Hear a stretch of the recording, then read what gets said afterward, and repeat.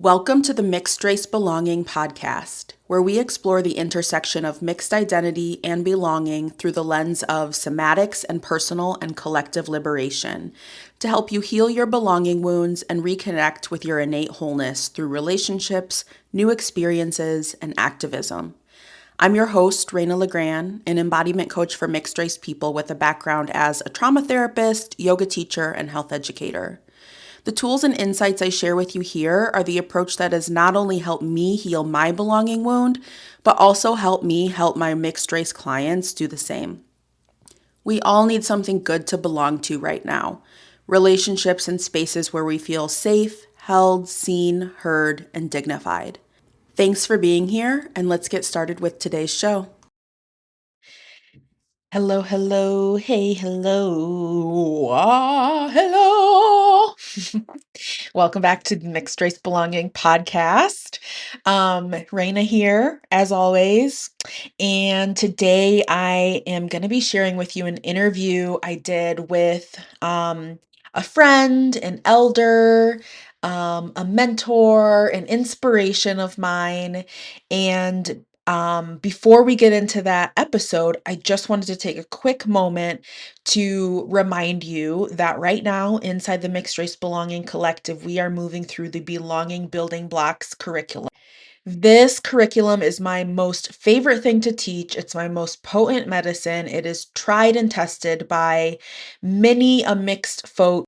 This is deep somatic work that is going to help you to finally feel more confident in who you are, more relaxed in social situations, more courageous to be authentic and vulnerable with other people, so you can actually make it past surface level connections and build the community you've always longed for.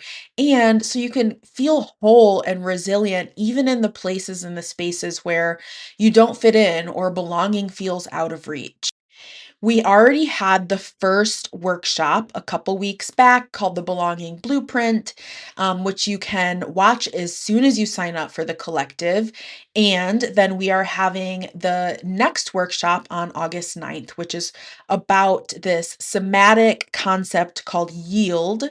The workshop is called held, right? So I just want you to sort of like sense how that feels in your body when you hear that word, when you think about what it means to be held physically, emotionally, spiritually. We're going to be diving into some somatic practices during that workshop that will help you to reestablish what I call your body's belonging blueprint. And that is the innate capacity of your body for connection, to be held, which is often obscured over time through all of the microaggressions and the relational wounds that you experience as a mixed race person. It makes you distrustful of relationships. It makes you do things for connection that end up meaning that you are ultimately kind of like abandoning yourself in the process. So what you're going to learn in held is actually really going to help you to be able to orient towards the right relationships. And when you find those right relationships, to actually be able to take in that connection and that support without hiding or doing things to appease other people because you feel like that's the only way that you're going to get to keep them around.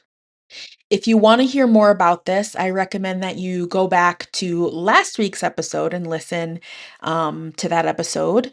But without any further ado, let's get into the interview. I'm excited for you to hear this one. This is probably one of my favorite interviews I've done so far. So enjoy. Welcome back to the Mixed Race Belonging podcast. I'm really honored today to have a new friend and elder here with me, Gayatri Sethi, who is a cultural worker, educator, and caregiver. Gayatri is connected to multiple diaspora communities in South Asia, Africa, and the Americas. With heritage roots in pre-partition Punjab, she was born in Shinyanga, Tanzania, and raised in Gaborone, Botswana.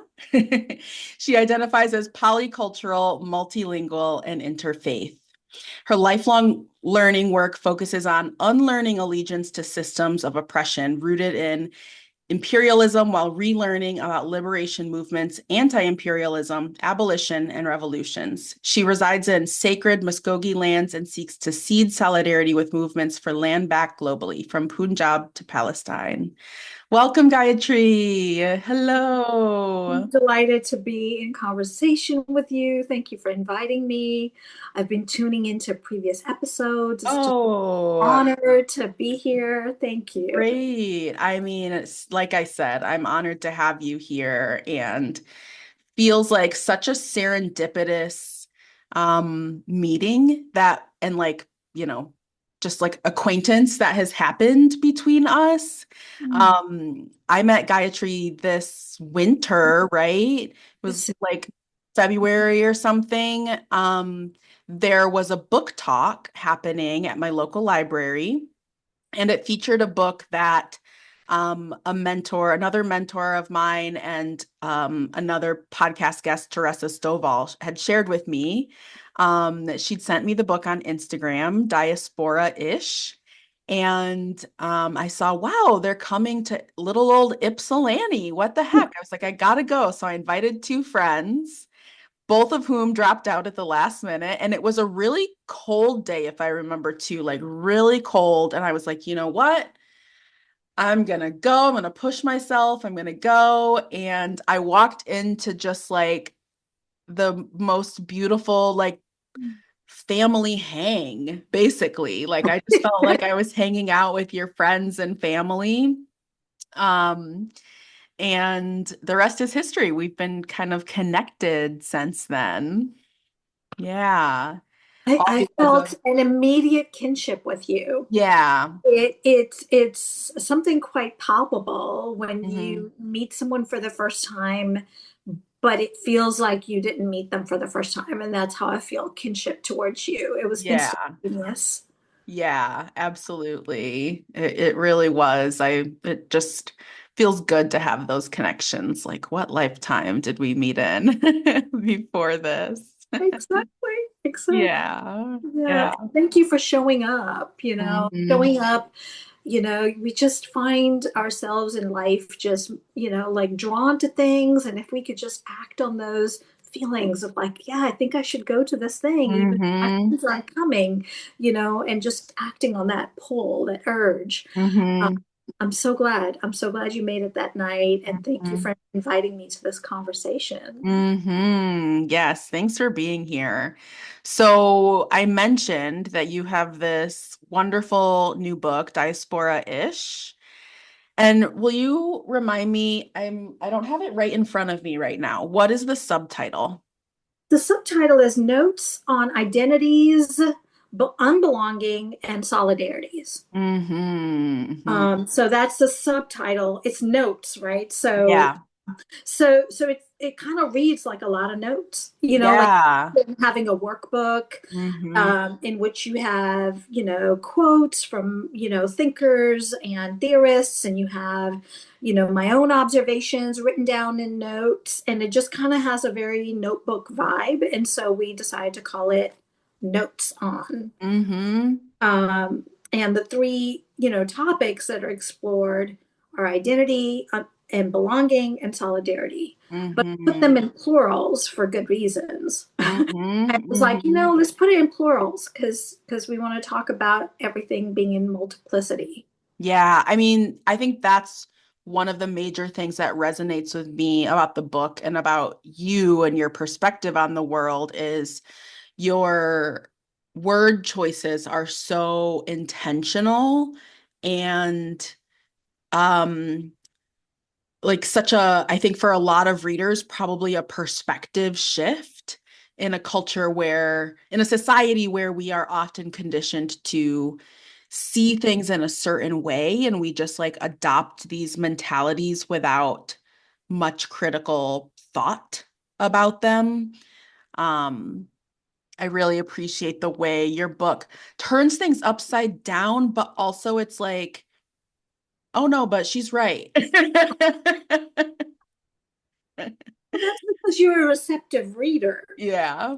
Because really, repeatedly I confront people on kind of those sort of almost prejudice like mental theatrics we do, right? And as you Mhm. noted, a lot of it is taught to us by our families, our cultures, our schools, and we're taught to see things a certain way, and then we suffer a lot about it, but we don't Mhm. actually interrogate and let stuff go that doesn't serve us, Mhm. right? But you're a receptive reader because you look at it, you're like, wait, yeah, so Mhm. let me think about that. And then, Mhm. oh yeah, let's go with that. Like Mhm. shifting. And so, really I did intentionally use a lot of sort of trauma-informed pedagogy training I'd had, and sort of, pedagogy of transgression and pedagogy of the oppressed, and sort of a lot of that Mhm. work when I used to be an academic. And I tried to translate that into a book form to say, how Mhm. could it show up on the book to encourage critical thinking and Mhm. deep reflection? Like, how could we Yeah. do that in a way that doesn't traumatize the person into retreating? Yeah. So a lot of that was there, like intentional, as you picked up, because you're an attentive reader, and I thank you for that. Mhm. I thank you for being such a careful reader. I think it's also, as you name these books by Bell Hooks and Paulo Freire, those were books I was introduced to very early in college that informed so much of how like my own like work. Um, and I think like those are books that like if you meet somebody who's read those books, you're like, oh yeah, you're a real one, like I know we like have something in common here. But Yeah, you a, and then a common way of talking, common set yes, of terms and yes, orientations. It's yeah. very powerful when that happens. Yes. So if you haven't read anything by Bell Hooks or Paulo Freire, Yeah. highly recommend, highly recommend. Freire can be a little dense at times, but also not. As I'm saying that, I'm like, no, there's like it's pretty accessible too, but it's definitely better to read with others. Yeah. And that's I know an intention you kind of had for your book was that it's a workbook, it's a conversation starter, it can be used in these different settings. How did this book come to be? Yeah, it's been probably in process for a long time. So when I used to still teach courses to teachers, I taught, I taught teachers. So, and Mhm. then I also taught courses in global studies and in gender studies. And when I taught those courses over the course of maybe almost 25 years, Mhm. um, I would collect anecdotes, theories, Mhm. concepts, and then sort of create lessons almost around those for engagement. So it was like Mhm. engaged learning. And so a lot of those I had lost when I lost my job. It was a Mhm. traumatic situation, and it happened, Mhm. that I lost my library and lost my files because they locked me out and they gave me 2 hours in one box to clear Oh. my office, and a security guard to accompany that process. So I ended up just leaving all of this intellectual labor and artifacts and all of that there. So when that happened, I started to do my own sort of healing work. I decided that I was going to recuperate some of that and to Mhm. report it down and write it down. Mhm. And so that's, I think, where the book came up, because initially I wasn't thinking I was going to do that. I was just trying to recreate my library and my archive and Mhm. my notes, right? To recreate the knowledge that I was holding that was in, like, I had to recreate that.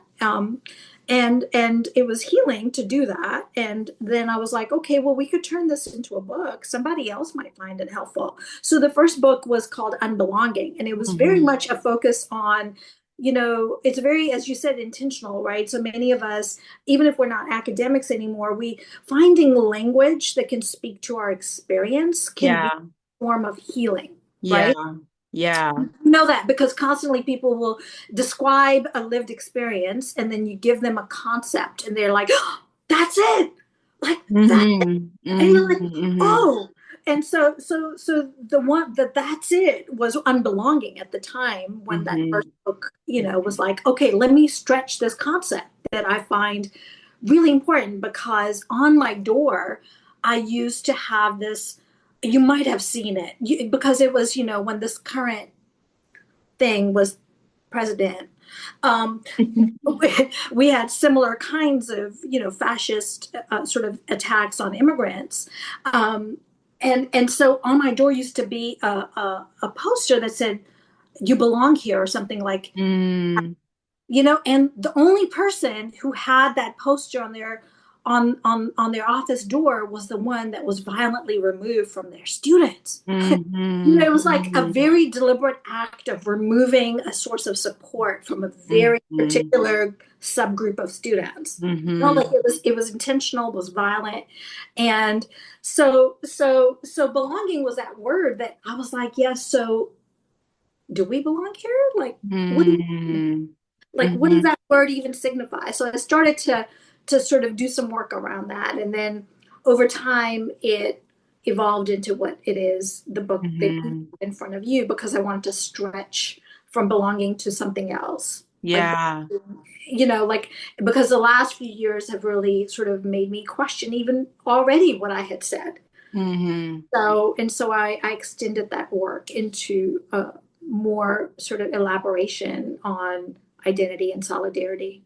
But it came very much from lived experiences, right? How do we, so we have lived experiences of racial trauma or academic trauma or, or even community, right? So it's not just trauma. Sometimes it's an experience of like deep, like, oh my God, I'm in Trinidad and all of a sudden I feel at home here. So like I want to have a variety of lived experiences and then juxtapose them with academic concepts and larger systems and inquiries for people to sort of reflect on their own experiences, which would vary from mine.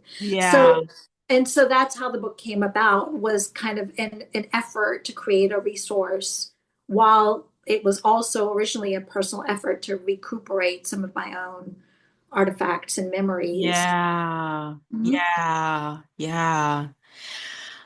I wonder how you, I just want to kind of break it down for folks a little bit. Like, how do you conceptualize unbelonging? That was one of the major things that really drew me to the book and your work, is this idea of unbelonging as a quote unquote belonging expert, right? Who's always seeking to support people in finding belonging. I found a lot of resonance and relief in this concept of unbelonging. So how do you describe it? Is there even something from the book you want to read? And while you're talking, I'm going to just look at my shelf behind me and grab my book, because as I was expressing before we hit record, I'm a novice journalist and I'm realizing I'm like not always I'm the most prepared, because I'm just excited. I'm just like, just get to the interview, just got to get to the interview.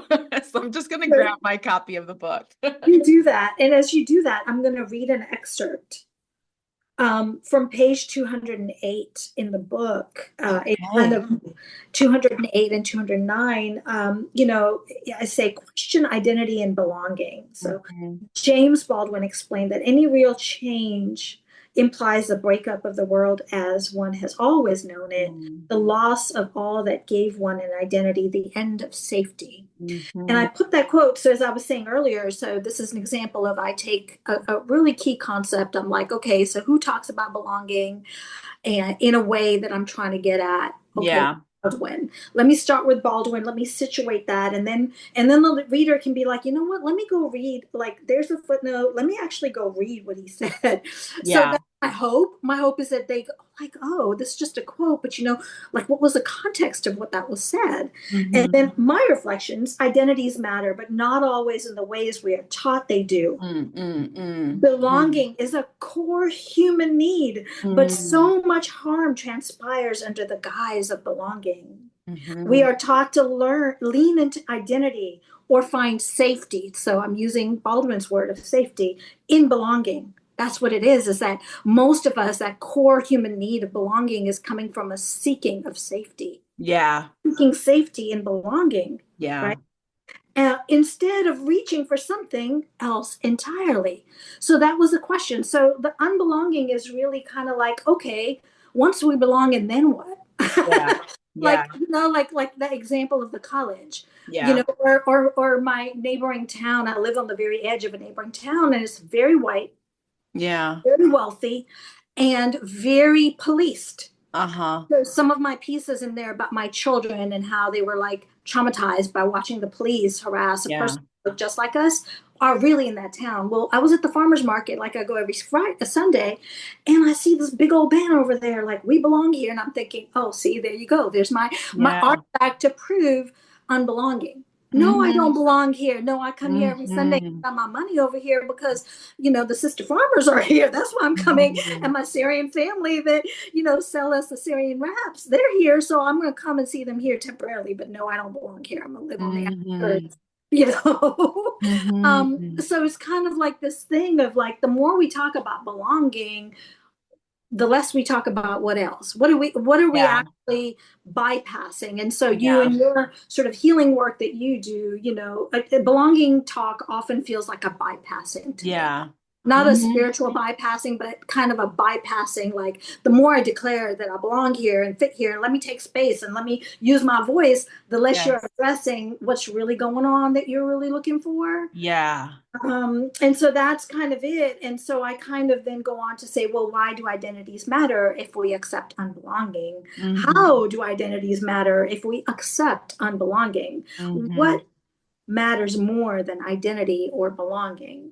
So I Mm-hmm. end that excerpt with that, and then I go on to talk about being a maladjusted human. And so the question really is for each person reading that to decide, okay, am I really going to get fixated on belonging to who, to whom, to what? Mm-hmm. Mm-hmm. Is it to a place or is it to a group of people? Mm-hmm. Is it to a culture or is it to a made up racial category? Like, what is it Mm-hmm. that I'm insisting that I belong to? Mm-hmm. And what else is going on? Mm-hmm. So Mm-hmm. so I think that's what it is the book constantly, what I'm trying to do is invite kinfolk, from all identifications to really go deeper and to really be like, okay, what is this belonging talk? Yeah, absolutely. Yeah, belonging is the next commodified slogan, right? I mean, they're even like using belonging now instead of DEI. Belonging is the new acceptable word. I heard somebody say the other day now instead of DEI, then it was JEDI, justice, equity, diversity, inclusion. Now it's Debbie, diversity, equity, belonging, inclusion. I was like, are we bringing Debbie into this? They did. They started doing the B about 2 to 3 years ago. Uh, Yeah, when I was still getting invitations to places like Eastern Michigan, there's another institution that invited me, and they had put belonging in their like strategic plan. And right. this is and it was a large public institution that had a large number of undocumented folks, and they were like, Yeah, yeah, what are you talking about? what are yeah. you what are you even talking about? And so they had me to come and challenge them in the ways that we're sort of questioning right now, and it did not go well. Yeah, It did not go well for them to be challenged. yeah, yeah. Wow. Yeah, I admire your rootedness in and unwillingness to like sell out, right? As I've been building my business, I always knew, I mean, one of the things that I hear often from like marketing coaches I've worked with is the better you are at your work, the worse you are at marketing it, right? So I have spent the last 3 years like translating my big, lofty ideas into digestible pieces. And then at times felt like those digestible pieces fall into that bypass lane where I'm selling belonging. And then I worked with someone recently who was like, you can't sell belonging. Like you can't promise somebody belonging, right? And I've been able to kind of untangle that and repackage it into a way that feels like actually the feeling of freedom, like freedom really comes from like you're talking about here, like being honest about what we actually feel when we really sit with the ways that we don't belong, and how that rejection and conditional belonging is like built into the fabric of our society, right? And so actually I find this idea that you speak about of almost like solidarity is like the next step, but we also have to be careful that that doesn't become a slogan, right? But like solidarity is where it's at. And you and I connected in that book talk on, you said something about like, let's be traitors together. Like, let's be traitors to institutions and systems that don't actually offer like true belonging, safety, dignity to everyone. Exactly. Yeah. You know, who are we serving when we insist that these institutions or whatever, you Mm-hmm. know, are that we want to belong to, you know, Mm-hmm. offer us anything, right? And the Mm-hmm. word dignity that you brought up just gave me just that warm feeling in my heart soul, because really, like it insisting that we belong in spaces that are actively harming us Mm-hmm. is a compromise of one's dignity. Mm-hmm. You Mm-hmm. know, tremendously we betray ourselves very Mm-hmm. often in seeking that, like insisting upon having a Yeah. voice or taking space, you know, in these systems. And, you know, honestly, you know, one prime example of that, of where I thought I belonged and then I decided, no, it's never going to be enough. I don't, is academia, you know, so I became Yeah. to academia. I willfully was like, how many more traumatic experiences do I want to undergo, you know, Yeah. before I say, you know what, there's no dignity to be had within academia. Yeah. There's no end to, I've already proved myself. Which Mm-hmm. elite institution do you want one more degree from? I already, you Mm-hmm. know, have those titles, and still I can say to you that I am degreed while discriminated against, you know, as I talk about in the sort of Mm-hmm. section in which I take on academia in the book, you Mm-hmm. know, and it's okay to tell each other the truth about that, which doesn't mean that I am no longer an educator. So to talk about a Mm-hmm. traitor, I haven't betrayed the trust of becoming an educator if Yeah. I say academia is not where any of us belong, and Yeah.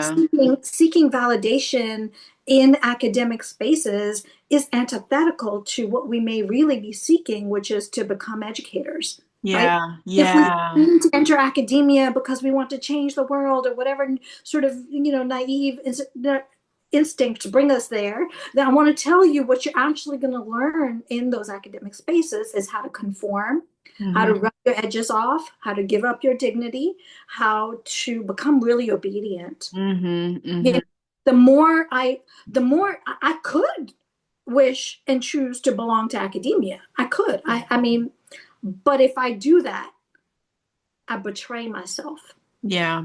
I betray my mission in life. I betray my purpose. I betray my values.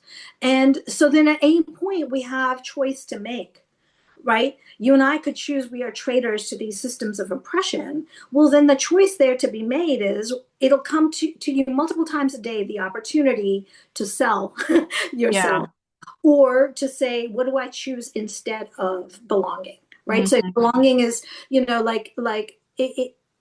what do I value more than belonging? Mm-hmm. Right? Mm-hmm. How do I choose to live my life to honor an Mm-hmm. instinct that is far greater than belonging? I could Mm-hmm. belong to a settler colonial empire that Mm-hmm. imperialist that bombs everywhere in the world. I could Mm-hmm. say that. I could insist on that and become a citizen here and hold a passport and insist on that. But Yeah. tomorrow I could be picked up and be put into one of these, you know, camps. Yeah. But and so to be real, to say, you know what, those ideas of citizenship or belonging or whatever that were fed to us are lies. We Yeah. could do everything by the book, to fit into academia or into a settler colonial citizenship and consider ourselves immigrants here, whatever, and be supposedly documented, supposedly legal, and still encounter the same violences of the state, Yeah. of the institution. So can we be honest about that? There's Mm-hmm. something greater than belonging, which is, to me, I use the word liberation. So I always do my self-reflections every day, bring myself to account and be like, what do I value more than a job? Liberation. What do I value more than fitting in here? Liberation. What do I value more than, staying comfortable in the spaces that I inhabit? Liberation. What do I value more than the friendships of people who were really silent about multiple genocides and wars? Liberation. Yeah. You know what I mean? So it's choosing to be maladjusted, to use Dr. King's term. He gets misquoted often. He was socialist, he so the thing is, the radical Dr. King talks about how we all ought to be, for the sake of liberation, Yeah. to be seeking to be maladjusted humans. We Yes. can be maladjusted to the systems of oppression. I am very maladjusted to capitalism. I am super maladjusted to queer phobia and the system of heterosexuality. I'm super, super maladjusted to patriarchy. So then I can't belong.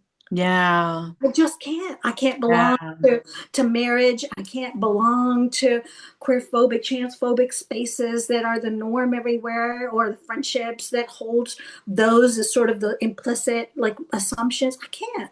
Yeah. I value liberation more than those things. Yeah, the choice to not belong is liberatory. Yeah. Can be, but it also feels very discomforting and unsafe. And it also feels very lonely, right? Totally. It's a choice to become really lonely and potentially isolated. Yeah. A lot of things. So I want to be real and not say that you find liberation in that, but anybody committed to liberation should become really comfortable. They ought to become comfortable feeling a little uncomfortable at all Yeah. times, and Yeah. very maladjusted at all times, and Yeah. feeling we're the only at all times. And once we become comfortable in that, there's a deeper sense of relief in that. I feel. Yeah. How do you think your experience and your identity as polycultural, how did that shape your ability to get here mentally, emotionally? Yeah, it did. I think that, whenever I hear you talk about mixed folks, and whenever I hear you talking about that identity and sort of the multiplicity of it, the depths of it, the ways in which you found relief in that identity, I realize that a lot of the ways that I talk about being polycultural, is sort of overlaps with the ways that you talk about mixed. Yes. The term mixed itself gets misused, and the way it's often used, it means that you have one white parent, and that version of it really bothers me. But the way you talk about it is so meaningful to me, because that's what it is that as you befriend the multiplicity within yourself, within your communities, within your kinships, within your ancestries, as you become comfortable with the layeredness of it, and how parts of you are antithetically opposed to other parts of you. Like the hyphenations. People get so fixated on being hyphenated Americans in particular. Yes. Grinds my last nerve, because I'm saying, okay, my dear beloved, I want to sit them down, be like, here, sit with me. Let me hold your hand and I say this to you. That first part of your hyphenation is canceled out by the America with a capital A part of the hyphen that is canceled out. The two don't, I'm so sorry they lied to you, but it's not a melting pot up in They here. don't belong together. And so this is what I say to them, right? Especially my Palestinian American folks. I'm like, let that hyphenation go. Just stick with the Palestinian diaspora part. Let's just be real. Or our Muslim folks, every month there's a new Heritage Month. I'm like, it's a lie. they sold us a lie to celebrate only one accepted kind of hyphenation version of ourselves. And so, to answer your question in a roundabout way, it's complicated. It's just complicated. And there's a lot, it's like a lifelong work. Yeah. Were there times for you growing up? I don't know when you moved from Tanzania, but what was it? Well, I guess first, what was it like being Punjab in Tanzania? Yeah, so I do sort of hint at the challenges of that because, we often think, we like whatever timeline we're in right now, we think, oh, this is the first time this has happened. Yeah. No, actually, it's been going on. Yeah. So recently, boycott the World Cup, but there's a lot of World Cup discourse happening. And we happen to be one of the cities with people come through. And so right now people are talking about South Africa. And they're like, oh, explain why everybody's cheering for the Mexican team to beat South Africa and Africans themselves are. Well, the reason for that, and I say that because, in my little altar that I prepared, I'm culturally South African. And moving from Tanzania. So there was a wave in post-independence Africa, East Africa in particular, there was a wave of anti-Asian sentiment. And it was real, right? So we were non-Black, to use a negative identifier, which I don't recommend doing. But that's how we were called. We were called Asians in Africa. And so the history of that was a history of indentured. It was a history of displacement. It was a history of a racial hierarchy that was set up by colonial powers. And still in post-independence, a lot of sort of Black nationalism, African nationalism really insisted on land back. And so part of that, our family decided, yes, we actually agree that Africa is for Africans. So let's go. Let's go. But we don't have anywhere to go back to. So let's go somewhere else, maybe on the African continent where the doors are open, where we have consent to enter. So my father and our Sikh relative, chosen family member, actually drove from Tanzania through what is now Malawi, what is now Zambia, what used to be Rhodesia, and then eventually to Botswana. And in Botswana, after all of those places, they found welcome. They were like, yeah, we actually want you here. And so that's why we moved, is because in Tanzania, and it was a socialist Tanzania, mind you, it was an experiment. It was promising. It was my dad came to work as a rural school teacher. We were not capitalists. We owned no businesses. We owned no land, and so we were precarious because because our liberation commitments were to honor. Are we welcome? Do we insist on belonging here, or do we honor that the peoples at large and politically and policy-wise is saying, y'all, unless you're here to serve the, whatever, you're not adding value here. Please go where you came back, where you came from. Well, in South Africa, we're having another kind of reckoning like that. They're calling it xenophobia, whatever. But apartheid might have ended, but all of the systemic injustices, including the land ownership, is still 90% white or more. Like all of those things haven't been rectified. So we're coming to reckonings, and these things are constant over time. So my own sense of unbelonging began very early in life, realizing, so, I, in my classroom as a 5 or 6-year-old, I was the only brown person in the class. And whatever I experienced taught me very early on, one, to center Black people and the majority of, and the people, whose lands you were in as a guest. And two, if you encounter any challenges to your identity, cede. And as in CEDE, as in give in, give in and tell them they're right.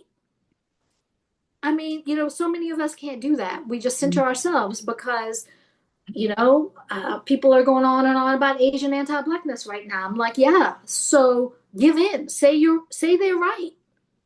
Tell the black folks, start with, lead with, you're right. We as a collective global community of Asian people from West Asia all the way to East Asia, and in diaspora replicate the global anti-blackness, which is genocidal politics. Say that. Mm-hmm. Mm-hmm. Say that. Lead with that. Don't center Mm-hmm. yourself. Don't be like, oh no, but not all. Yes, all. Mm-hmm. Yes, all. Yes, you're right. Mm-hmm. Yes, Black family, you're right. You're right about us. So this is kind of what I'm learning and constantly trying to evoke for us is that Yeah, the more we are oriented to solidarity, the less we defend our identity when it's challenged. totally. Yeah. Yeah, it's this capacity that so many don't have to kind of zoom out and see ourselves as part of this like larger historical like web, right? Like when you said earlier, so many people feel like maybe they're the first or something like that, but no, this has happened before, right? This has happened before.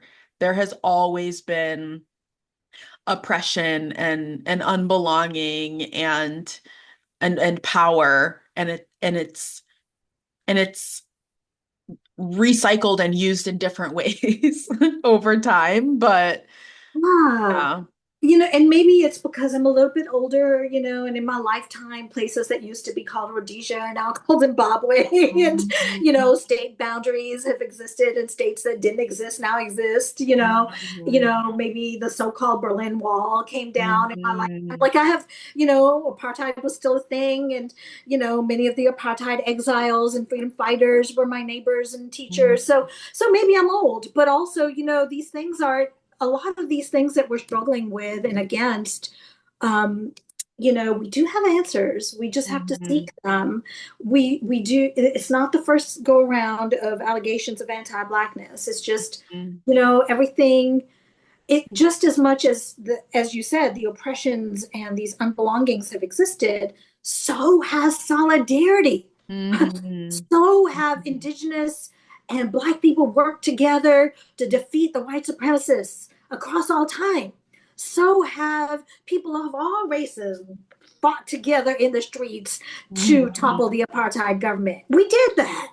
Like, Mhm. so the thing is, it's not always one way. Mhm. Are we using that energy to divide and conquer each other and engage in diaspora wars and allegations of anti-blackness and boycotting all Asian businesses? Or are we going to use that same energy to say, yeah, we got work to do. Let's work together. Let's build these bridges. Mhm. Mhm. Mhm. Like what are we going to do with that same energy? Yeah. And hopefully with the book, by the time you get to the solidarities, hopefully it is my deep and earnest, humble hope. This is not a project that is perfect. It is an earnest attempt to evoke for us at the end of the book to be like, yeah, so let's get to work. Yeah. We got work Yeah. to do. Like that was my aim, was like, Yeah. okay, so if I'm pointing anything out, I want the reader to feel like, oh yeah, I got work to do. Yeah. Yeah. It feels like this full circle, counterintuitive thing. We've all heard the we're all human, you know, like phrase, right? Which is so, so bypassing, right? Like so narrow-minded, so not recognizing all the different ways of being human and the different experiences, privileges, and oppressions that come with being human. But then, I mean, one of I had this excerpt that you read, I had it starred in here actually, because for me, one of the sentences that stick out is identities matter, but not always in the ways we are taught to they do. Uh-huh. And that's, I think, why belonging became my thing that I was interested in, because I noticed people doing this thing where they are trying to attach to a certain identity in a way that is like the final word, right? When it's actually like multiracial identity is so much more fluid, and race is a construct that is so much more complex than just phenotype or DNA. And I think this concept of like unbelongings and solidarity for me feels like a return to we're all human, but without, while also acknowledging and centering the different ways that power and oppression impact us as humans, and that the solidarity piece of it is, yeah, let's like stand together in recognizing that and working against that for collective liberation. That was, yeah. I mean, you said it. This is the work that we can engage Mm-hmm. in together.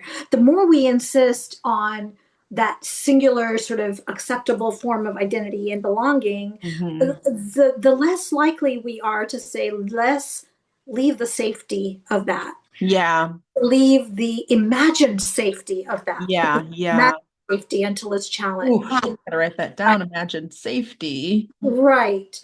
And let's enter this really contentious struggle that's going to be a lifelong struggle to move past myself. So in Yeah. the solidarity section, I talk about the more solid we are in ourselves, the less fluid we can be towards Yeah. other.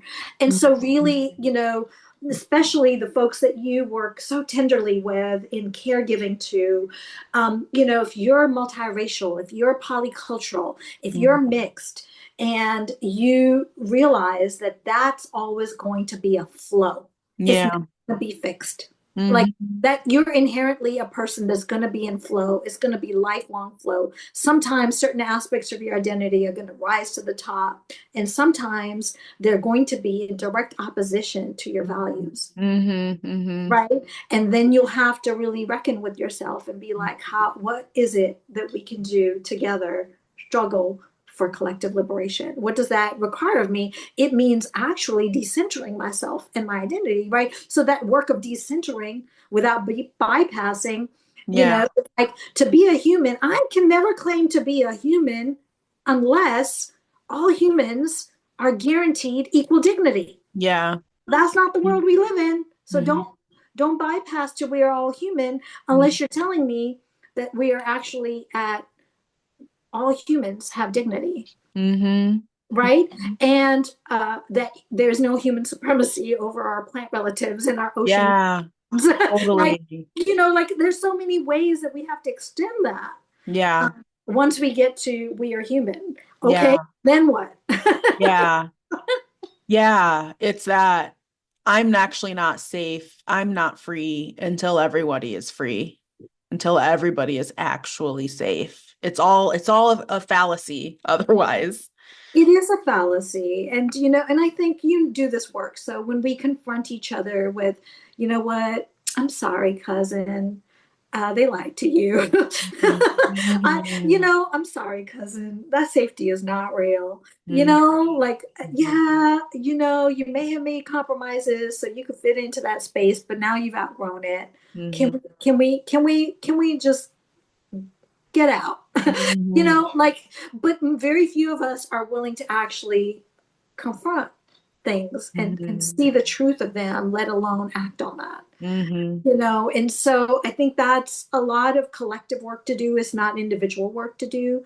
We're only braver in doing that work if we have a Raina to accompany us. And Mhm. so I'm just glad that you exist and that you're able to accompany people through that Mhm. necessary work of Thank saying, you know you. what, let's be braver together in unlearning it. Yeah.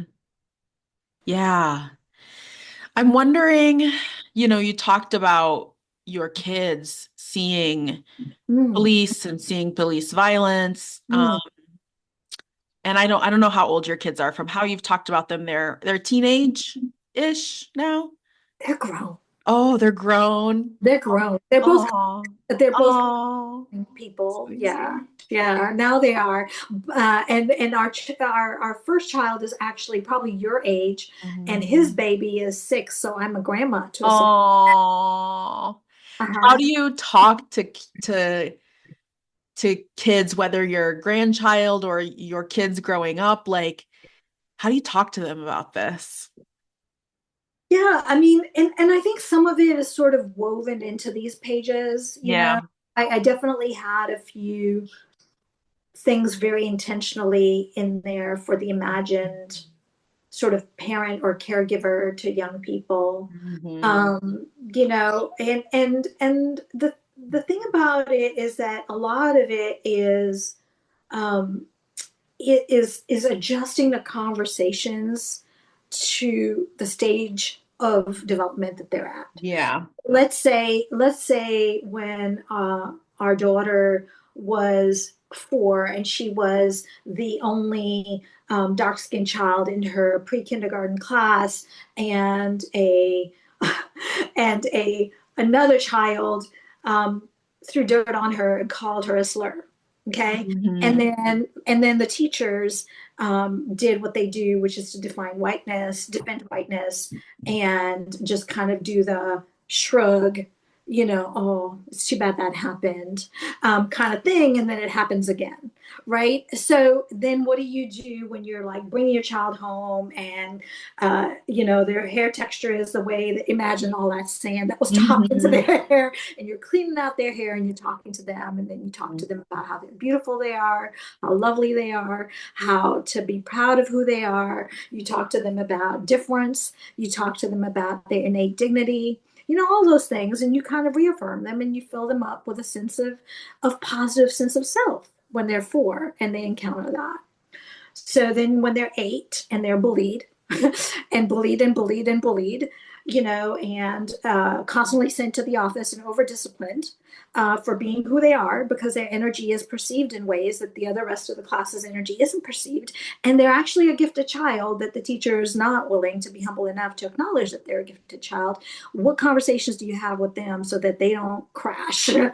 You know, then you say to them at the age of 8, you talk to them about race. At that point, and by the time you're 8, you're like, yeah, so you're a black boy. you Yeah. know, like, this is it. Are there any other black boys in class? Yes, just one. Do they encounter the same kinds of things? Yes, they do. Okay, so what is that? You start to then, you know, sort of talk to them about race in Yeah. more overt ways. Mm-hmm. And then you build on that. When they're in high school, you say to them, you know what, let's homeschool, because you're going to be over disciplined. School to prison pipeline is real. We're not trying to do that. Let's homeschool. And here's the reason why you're homeschooled, and you're gifted, and you're twice exceptional, and we're going to take care of you and your neuromagicality. And you begin to name the things for them so that they don't take it personally, and they're able to name the systems of oppression, of racism, of discrimination that impact them and their sense of self. So Mm-hmm. then they can mentally, as a team, be able to articulate and be like, yeah, so there's a pattern. I'm not the only one. There's a Mm-hmm. greater pattern. This is the reason why the police are going to pull me to the side when I'm driving as a learning driver, and Mm-hmm. not my, you know, best friend, right? So you begin to then give cues, and you begin to Yeah. in and give them the concepts and the awareness. And so then it becomes autopilot. Yeah. Also, I wish you could have come into our kitchen table at any given day. Mm-hmm. Many of the conversations that are written down here were conversations that happened at our kitchen table throughout the years. So Mm-hmm. these things are not ones that we shy away from. We're constantly verbally, as a family, processing things that happen. Yeah. Or when they were younger, because they're multiply identified, you know, if anti-Blackness happened from their Asian relatives, and it does, to process in real time, be able to say, yeah, Mm-hmm. so this is the reason we don't speak any South Asian languages. We don't want you to hear anti-Black slurs coming out of your auntie's mouth. This, you know, and be real and be like, yeah, I know you want to learn Punjabi. Sorry, we can't do that. Um, you know, and the reason for that is a protection mechanism, so that you remember that you're not going to try very hard to fit into the Punjabi relative situation, and you're not, you know, but yet you deeply love Punjabi people so much that when you're studying abroad and you text your mom, you're like, Mom, I had Punjabi food in Firenze, and you're like, yes, so you know your people, you see them when you're, you know, and then mom says to you, you know what? there's a long history of Punjabi people from the farms of Punjab working in the cheese industry in Italy. Did you know that? That was my conversation I had with her. And then you fill it in. So it never stops, right? So a lot of it is keeping those teachable moments wide open to being able to name things and connect the dots so that Yeah. it becomes automatic for them. Right. So It's that layers, it's building blocks, it's keeping the door open. always. And Yeah. the bookshelves of books and Yeah. you know, kind of like yours, constantly there, you know, selecting books they can read so they you know, so it's multi-layered, it's complex. Sometimes there's a lot of tears. And sometimes there's a lot of resistance because what teen wants to hear their mama go on a rant like the one I just went on?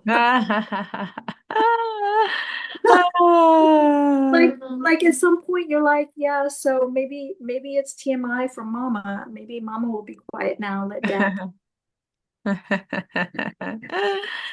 I know. I mean, I'm imagining if I was your kid, I would want to talk to you endlessly about these things. But I have my own experience of my dad is also a social worker by training, and I'm a social worker now. But he used to try to social work me as a kid. And I was like, oh God, we are not listening to that meditation tape again, Dad. Like, and now I'm all about meditation, but So you know those seeds are there. You resist yeah, them then, but you have the skill set. And, yeah, and then eventually, if and when you get ready for that, then you go for it. yeah, You reach for it. So yeah, I mean, it's very humbling. I think parenting is very humbling. yeah, Parenting multiracial folks in today's timeline is super humbling. yeah. Super humbling. Oh, I bet. So I have a couple more questions for you before we wind up. Mhm. The first is I actually wanted to read a little excerpt of my own from your book, a little chosen excerpt. And Thank you. I have a question for you. This is on page 182. What if the marginalized did not marginalize? What if we did not bleed our wounds of unbelonging all over each other? What if the wounds and scars we know did not turn into weaponized oppressive behaviors? What if we honored our moral obligation to heal fully?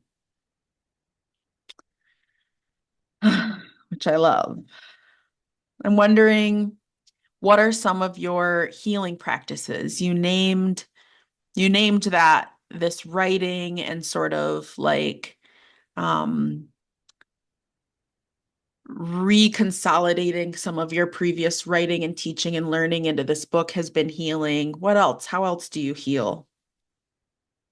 Um, you know, I think I wow, you kind of centered exactly what the work is, right? So if when people Mhm. say do the work, what is the Mhm. work?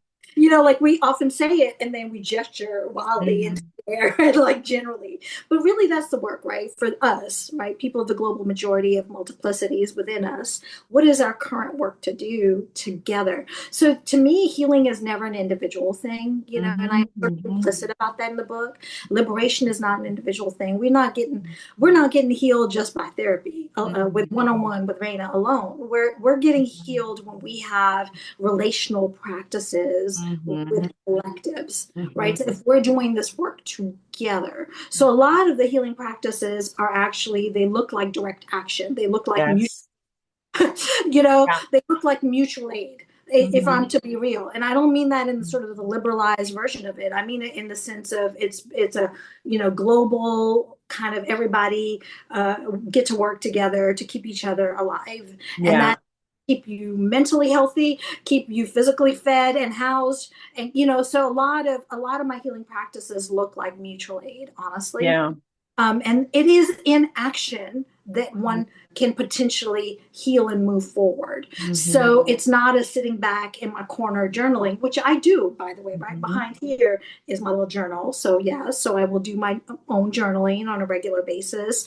I take daily, I read liberatory texts daily and I study. So I have I've learned that people who are really committed to healing and revolution do a lot of study, right? So Mhm. even Fred Hampton, I think, even while incarcerated, they would do 2 hours of study before they do anything else in Mhm. their day, right? And so I take study very seriously, but I don't do it alone. I make sure that I study with others, because what's the point in leaving your journaling just to yourself, right? Like, what if I took a journal entry that I might have written 6 years ago and turn it into the verse that you just read? What Yeah. and then you read it and you'll find resonance in it, and then you read it out loud to somebody that you're working with, and that's kind of how the healing happens. Mhm. Healing is collective. Healing involves all of us participating in an engaged way in taking these practices like journaling and studying and reading and therapy, and then extending them and making them real. So that's how those are some of my ways that I approach healing. Mhm. Mhm. Mhm. Mm. I'm so glad you said that. I was thinking that earlier as you were talking about the impulse to kind of like lock in on an identity in a way that is really individualistic and self-centered. Like there's so much lost through power and oppression and historical trauma. There's so much lost in our like relationality to each other and how much it fills us up to take care of each other, you know? And I think, yeah, that's definitely like a huge missing piece of, where part of some of my professional roots, like the mental health industrial complex. And so I'm so glad you brought that up. Yeah, I mean, and the thing is, I know that the care spaces that you have co-created are invaluable, because you bring people into collectives and everybody Mhm. talks, and then you do one-on-one work and you do the social work and so on. But the limitations often end up being that, right? So, Mhm. I often say, okay, so then we get therapy and we feel healed, whatever that is. We never Yeah. get, by the way, you know that we Yeah. never get there. It's lifelong. And then what? Yeah. Right? Like, so the then what? And then what? And then so what? Hmm. Like, am I a healed person that now is like healed enough to go live my best life Yeah. and do only selfish care, Hmm. because that's what we end up getting turned into. And Hmm. also, that's why what if the marginalized did not marginalize really came from this observation that a lot of times, when people say, they're so enlightened, Hmm. or they know better. Okay, now they've arrived and they're self-righteous, and then they become oppressors Yeah. by virtue of their self-righteousness. Yes. And like, what if we broaden energy if we never get there? Yeah. What if the marginalized become oppressors? We the oppressed become oppressors. How? Hmm. Because we let the trauma turn us into narcissists who Hmm. think that our pain is greater than the pain of anybody who ever lived. Hmm. And then it becomes an identifier. You wear your marginalized identity on your shoulder, like a chip on your shoulder, and you then strut around, and then all the energy, you're like energy farming now for attention. And that's what's happening currently. I Hmm. see it all the time. I'm like, yeah, so no. Hmm. Hmm. Hmm. Hmm. Uh, that's Yeah. not it. So that's some of the energy that I had when I wrote that, and finessed it and to sort of evoke some of those feelings. Yeah. Thank you. Yes. So my final question for you is one that I ask all my guests. It's a newer segment on my show, and I do my own sound effects. Ooh, So it's reading Rainbow. Do-do-do-do-do. Imagine some chimes. So obviously, uh, we recommend everyone read Diaspora-ish, Notes on Identities, Unbelongings, and Solidarities. Like, I cannot recommend this enough, people. Like, and I feel like I was meant to meet you, Gayatri, and I feel so blessed for this conversation, and I want you to come back to the show. it's mutual. Thank you. Yes. And what else would you recommend that people read? And this could be whatever silly, I don't know if you're a silly beach read person, but if you have a silly beach read, or if you are like, you need to read these other rigorous, like intellectual, texts, like what are you going to recommend for our listeners? And it can be a few things or. Yeah, I mean, and I'll share with you what I'm currently reading or rereading. Because, recommending reads is just such a way in which I extend, as I was saying earlier, it's Yeah. like I study, even though I'm not academic anymore, I don't have a syllabus to prep anymore. And so almost it's harder, right? It's almost harder to stay in touch with sort of academic spaces when you're not in them actively anymore and you don't have that external accountability of having a journal article to write or a syllabus to prep.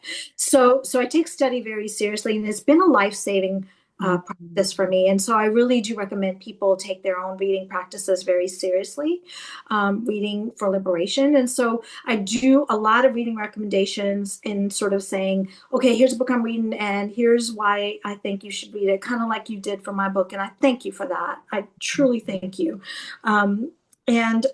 So one book I've read recently that really resonates with the themes that we've been discussing today is a new book by Kyle T. Mays, who wrote the Afro-Indigenous history book. That often we're coming up to time when people celebrate America. They shouldn't. They ought not. We know better.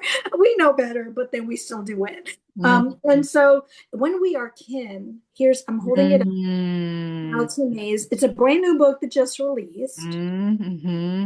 And it's the history and future of Afro-Indigenous solidarity. And let me tell you, any identity reductionist conversations about reparations and sort of Black trauma and whatever, or Indigenous sort of erasures, those conversations are rooted in conversations about solidarity and togetherness and what do we do together. And at the very end, so even if you don't have time to read the whole thing, I would suggest going to your local independent bookstore, kind of like the one that we met at, Blackstone's in your neighborhood, and find a copy and then read the introduction in real time, and read the conclusion in real time. The conclusion says a lot that we need to say to each other about practices for Afro-Indigenous solidarity and future. So I'm it's very uplifting, very like tell it like it is. I mean, he's a scholar and an academic and a historian, but he very in the beginning he says tone. He doesn't take a scholarly tone. He just talks like he was your cousin, and he grew up in Anishinaabe lands, and so a lot of references to where you are as well. And so that's one that I just finished studying. My first read through, I always go back to books like that. And I cannot recommend it enough. The other one is for people who do the kind of work that you do. And it's From the Clinic to the Streets. I don't actually know this one. Yeah, it's Psychoanalysis for Revolutionary Futures. From the Clinic to the Streets by Lara, Sheehi. And it also just came out about a month ago. And the chapter I was reading earlier, I was reading it aloud, okay? It's about, chapter 2 is about psychic intrusions. And really, if we use Fenel's work or decolonize the mind or whatever it is in psychoanalysis, whether or not we're doing that kind of care work. I mean, I am a caregiver. So even as an educator, we're basically social workers, what's the difference between being an educator and a social so this one is for folks who do that kind of work. Anybody who's an educator, anybody who is in academia, anybody who proclaims to be an activist of any kind, anybody doing the kind of therapy work that you do should probably read this book. Because again, Lara has the Psychic Militancy podcast, which I recommend listening to as well. For podcast listeners. And she wrote this book that just recently released, and it is profound. There's even a section on identification in there. Okay. Midway through. So anybody who has already read Fennel and is trying to figure out how to apply Fennel now, this is the one. Oh, love that. Those are my two. Oh, those are great suggestions. Thank you so much. I will list those in the show notes, and also include them in the social media post I create for this episode. Yeah. Thank you so much. You asked me a question. I could go on and on. Trust me. I know. I bet you could. I was like, which ones do I pick? I'm like, I let me would think. love to look at your bookshelf. Oh my goodness. Yeah. Oh, well, Gayatri, thank you. Thank you. Thank you so much for this lovely, lovely interview.